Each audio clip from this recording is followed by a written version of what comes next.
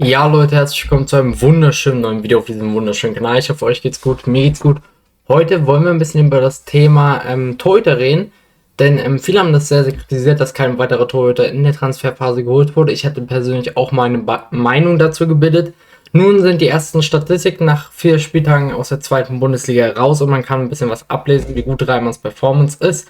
Eins ist klar, Reimann war definitiv stabiler letztes Jahr, hat sich aber zudem in einem Punkt auch weiterentwickelt, aber auch zurückentwickelt. Damit trabt er dann ein bisschen auf der Stelle, ist trotzdem noch ein solider Zweitligakeeper. Das wollen wir heute grundsätzlich analysieren, ob diese Aussage wirklich stimmt. Ihr dürft eure Meinung dann in die Kommentare schreiben. Ich weiß, dass es sehr, sehr viele kritische Stimmen dazu gibt. Die habe ich nämlich alle sehr durchgelesen. Wie gesagt, meiner Meinung nach ist er wirklich ein guter Leader geworden über die Jahre. Er identifiziert sich auch komplett mit der FCM. Konkurrenz sollte es trotzdem geben, denn niemand sollte von Konkurrenz befreit sein. Und ob Kamper und Krut jetzt wirklich die Konkurrenz ist, die man sich so wünscht, ist dann auch die Frage, die man sich stellen sollte. So, wir gehen aber statistisch rein, wollen das dann ein bisschen statistisch untermalen. Und dann haben wir auch ein paar Statistiken zugestellt bekommen, kann man sagen. Und was man sagen muss, Reimanns Quote bei gehaltenen Schüssen liegt bei 52%. Das ist tatsächlich schlecht. Aktuell ist Hans Christian Bernat auf der 1 da. Und Christoph und Nahuel Neull mit 80%, die da vorne sind. Das ist schon ein klarer Abstand. Hier sieht man auch die zu Null Spiele. Da ist der FCM natürlich ganz weit unten dabei mit den zweitmeisten Gegentoren dann dementsprechend auch. Das sieht alles gar nicht mal so schön aus. Ja, dazu muss man auch sagen, die erwartete Zahl der Gegentore beim FCM, die sehen wir hier nach X-Goals, sieht auch jetzt nicht so viel schöner aus, denn wenn wir nach Goals Conceded gehen, sind wir dann ganz oben zu finden auf Platz 4 bereits. Das sind die X-Goals, also die Tore, die wir bekommen, im Gegensatz zu den erwarteten Toren. Das heißt, eigentlich erwartete Tore bei uns, Gegentore sind 7,79. Das heißt, Reimann hat 2 mehr durchgelassen, als es eigentlich reinkommen sollte. Auch das ist klar. Tatsächlich Gegentore sind dann natürlich die 10, die wir auch genannt haben. 2 unerfreuliche Statistiken schon mal für Reimann, muss man sagen. Zudem ist auch eins statistisch klar und auch wieder tatsächlich klar dargestellt worden. 2 Gegentore in der Liga gehen definitiv auf die Kappe von Reimann. Auch das ein Wert, der wehtun wird in seinen Augen. Das ist aber auch normal. Fehler macht jeder Torhüter. Auf Transfermarkt wird er natürlich dementsprechend auch mit 1 Million bewertet. Ist damit mit einer der wertvollsten Keeper in dieser Liga, aber auch dementsprechend.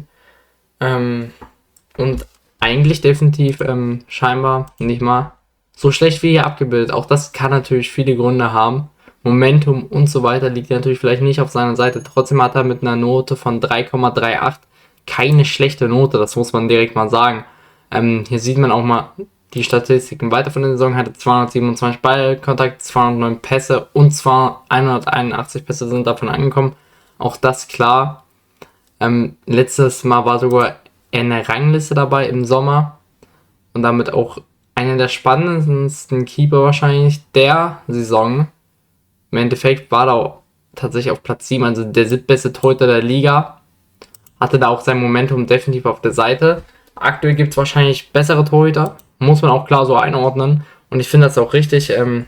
Aber ja, im Endeffekt muss man sagen, über die gesamte Spielzeit, beziehungsweise über das Spieljahr, hätten wir 52,02 Gegentore bekommen können.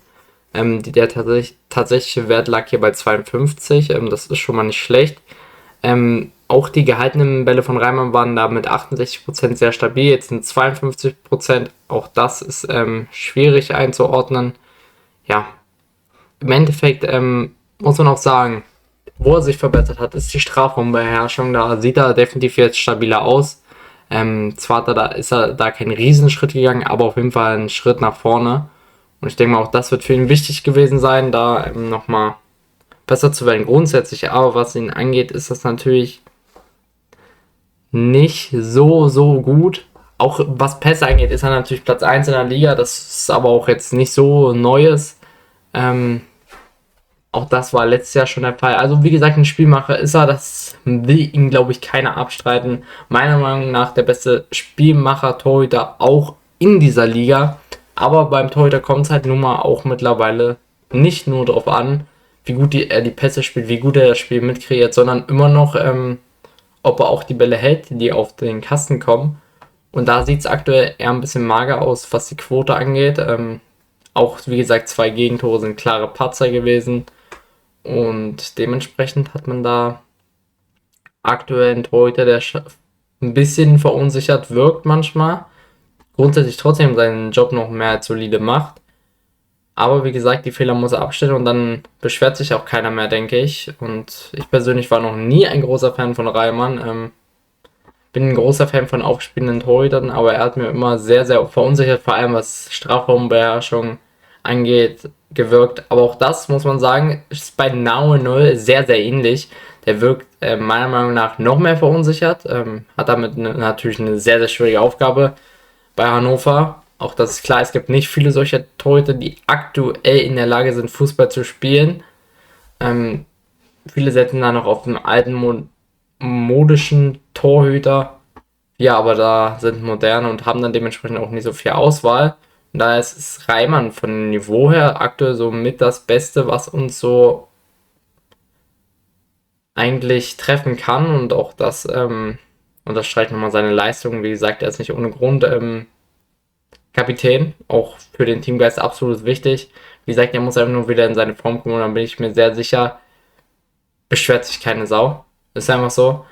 Und deswegen würde ich sagen, schreibt eure Meinung, wie gesagt, unbedingt nochmal zu dem Thema in die Kommentare. Als Fazit kann man sagen, dass Reimann definitiv sich zurück und weiterentwickelt hat. Wie gesagt, 2 Fehler, beziehungsweise 2 Sachen, die du dann unnötig kassierst, ist dann halt auch nicht gut für ihn nach 4 Spielen. Auch das ist eine sehr schlechte Quote. Da würde man auch im Endeffekt auf 17 Patzer rauskommen.